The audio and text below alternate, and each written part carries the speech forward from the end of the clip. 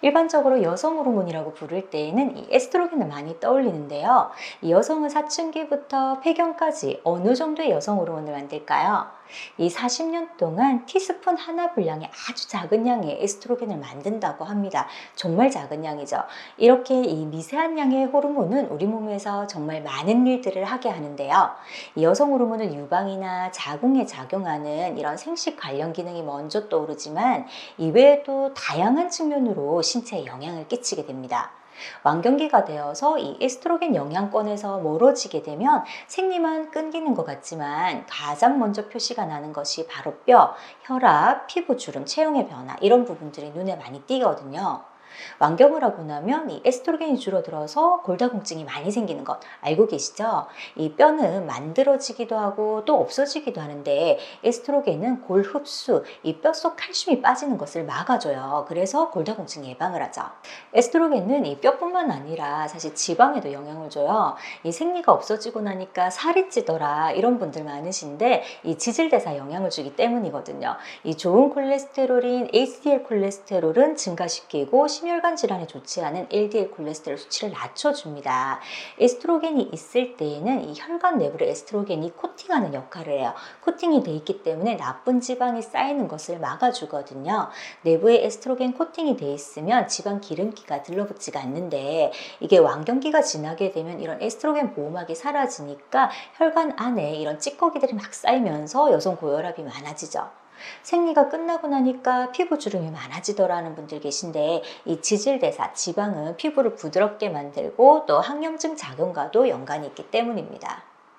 일반적으로 이 여성 호르몬은 에스트로겐으로 대표가 되지만 사실 여성 호르몬 두 가지가 있죠. 난소에서 분비되는 에스트로겐, 황체 호르몬인 프로게스테론이 있습니다. 이 여성 호르몬에서 프로게스테론이 굉장히 중요한데요. 이 프로게스테론은 자궁 내막을 두껍게 만들고 또 임신 관련 호르몬, 수정항란을 착상하거나 혈액순환하는 데 도움을 주고 또 기초 체온을 높이는 효과가 있습니다. 그래서 이 프로게스테론이 분비되는 시기가 되면 여성들은 기초 체온이 올라가게 되죠. 이 월경 중에는 이 에스트로겐과 프로게스테론 분비량이 몹시 적어요. 월경이 끝나면 이제 배란에 대비해야 되기 때문에 에스트로겐 분비가 서서히 늘어나게 됩니다. 배란하고 나면 에스트로겐이 감소하고 프로게스테론 분비량이 증가해요.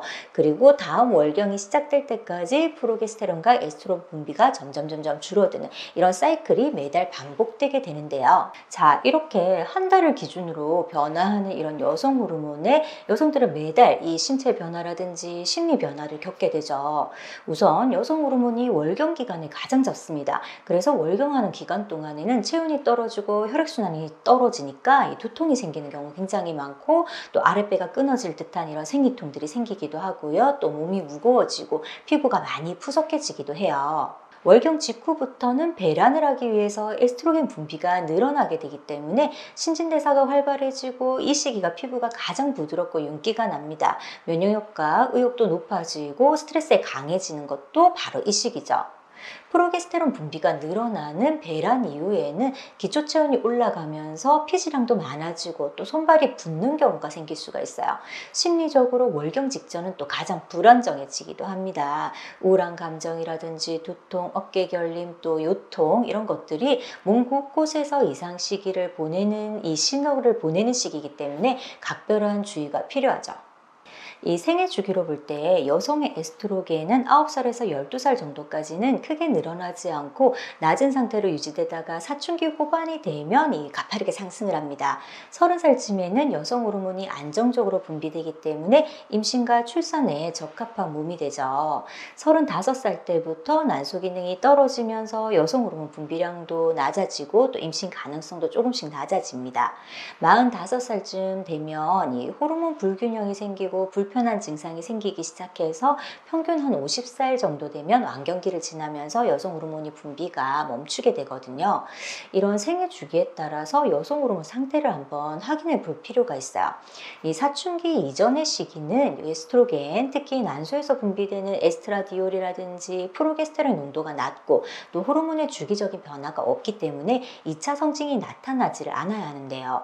만약에 8살 이전의 여아에게 유방발달과 같은 2차 성징이 나타난다면 성조숙증을 의심해야 될 필요가 있습니다.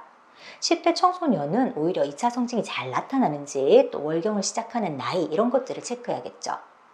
20대부터 50대까지는 월경을 규칙적으로 하는지, 또 월경량과 기간, 월경통의 정도는 어떤지 이런 것들을 꼼꼼하게 점검하는 것이 좋겠습니다.